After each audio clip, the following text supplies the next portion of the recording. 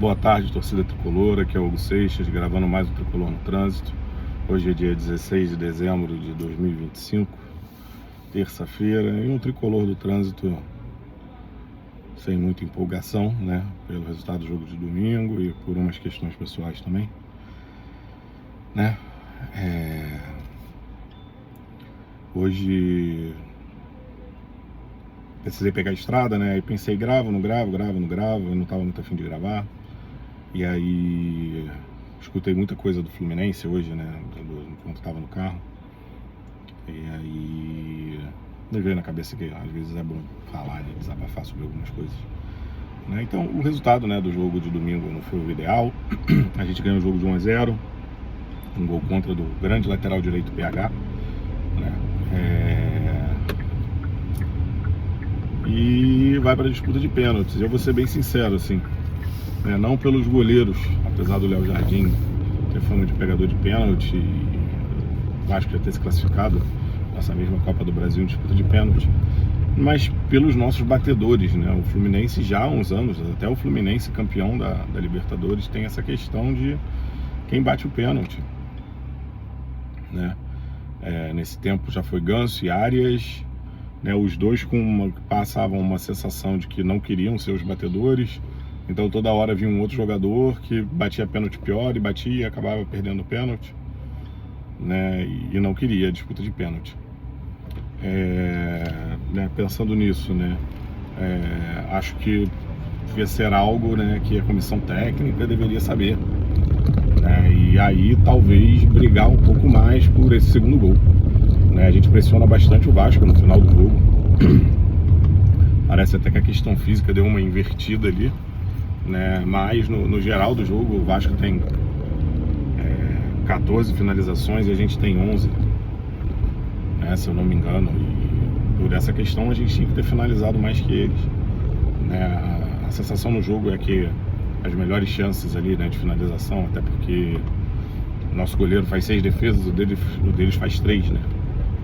Foram deles, assim, mas porque o Vasco, apesar de eu manter a minha palavra, eu acho que o elenco do Fluminense é melhor, o time titular do Fluminense é melhor do que o do Vasco, e por isso que essa desclassificação para eles é tão ruim, né?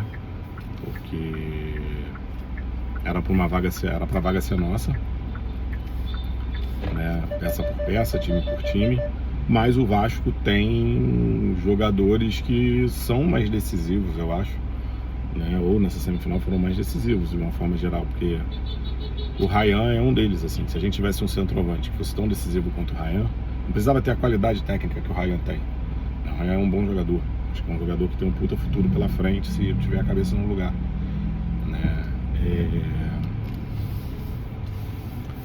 Com certeza a gente teria classificado, não teria nem a dificuldade de ter que precisar fazer resultado no segundo jogo, né? E infelizmente os nossos centroavantes que vêm jogando, né, não são decisivos, e o cara que está decisivo está quebrado já aí há 2 anos, né?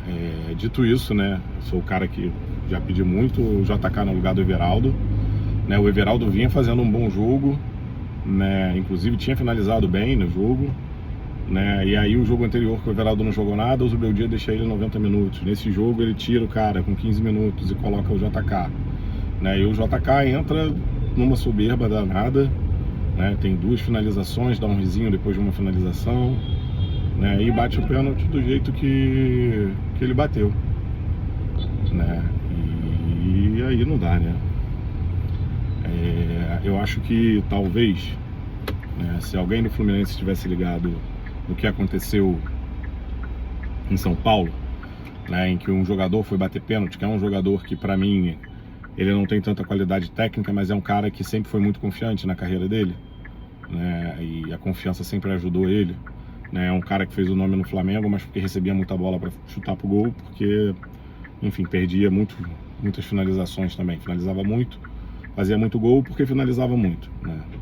O percentual ali de aproveitamento dele pra mim nunca foi dos melhores, né? Que é o Gabi, né? Ex-gol, que tá no Cruzeiro, que na hora da disputa de pênalti foi lá com toda a sua confiança, displicência que tem, que é isso, o jogador quando ele é confiante, tipo o JK em 2023, é isso, é jogador que não sente o peso do jogo, Sendo que esse cara, para decidir, ele precisa estar bem. Porque se esse cara não estiver bem, ele vai ser displicente e vai fazer merda. Entendeu? Era o Gabi quando estava bem lá no rival. Entendeu? O cara estava bem, então a displicência dele dava certo. Ele estava mais confiante. Entendeu? E aí quando esse cara não tá bem, a displicência dele dá merda, que foi o que aconteceu com o JK. E aí eu falo uma coisa aqui, talvez a maioria da torcida não concorde, né? Tinha notícia antes desse jogo, antes de sexta-feira, antes de sábado talvez, agora eu não lembro. Eu acho que no sábado tem a notícia que o Cano treina com o grupo na sexta. Cara, levou o Cano pra quê? Sério, levou o Cano pra quê? Sabe? Se não fosse pra botar no jogo, no vestiário, ele pode estar no vestiário sem estar no jogo. A gente cansa de ver isso, o jogador que não tá no jogo, a não ser que o cara esteja suspenso no vestiário. A gente vê diretoria no vestiário. Se é importante pro grupo, bota o cara no vestiário. Entendeu? Agora levou pro campo, irmão. Era pra ter colocado.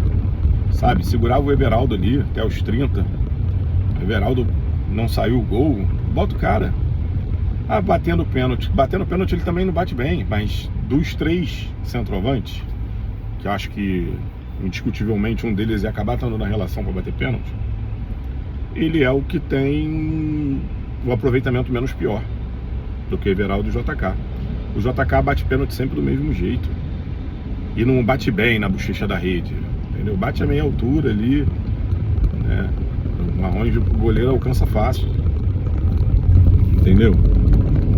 E é isso, aí você tem um goleiro, né? Estudar a batida do JK já vai saber onde vai bater. Um goleiro que espera a batida vai pegar o pênalti do JK, entendeu? E aí outro erro, né? Hoje em dia, né, você não tem mais a ordem fixa dos batedores. Eu acho que depois de uma rodada, eu acho até que na segunda tem que repetir isso, aí eu não sei. Mas acho que sim, né, faz sentido. Mas não existe mais a listinha que você tem que ir lá entregar pro juiz, não. Você pode decidir ali durante as batidas quem vai cobrar o pênalti, entendeu? Então assim, primeiro, a gente teoricamente, em campo, quando o jogo acaba, a gente tem 2 jogadores que já foram batedores de pênalti mesmo do Fluminense, né? Ou o atual era o Canóbio, né? E quem já foi o Ganso. Então no mínimo, um deveria começar e o outro encerrar a série, tá? No mínimo, né?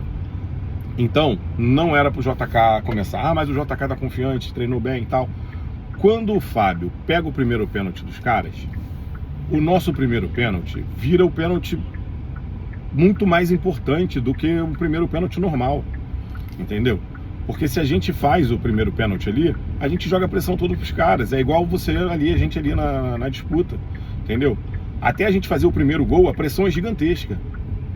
Aí quando a gente faz o primeiro gol, entendeu? Que o jogo zera, a pressão diminui um pouco, né? E aí a gente jogava a pressão toda para lá. Então, na ordem inicial era o JK. A partir do momento que eles perderam, cara, bota o Canóbio ou o Ganso.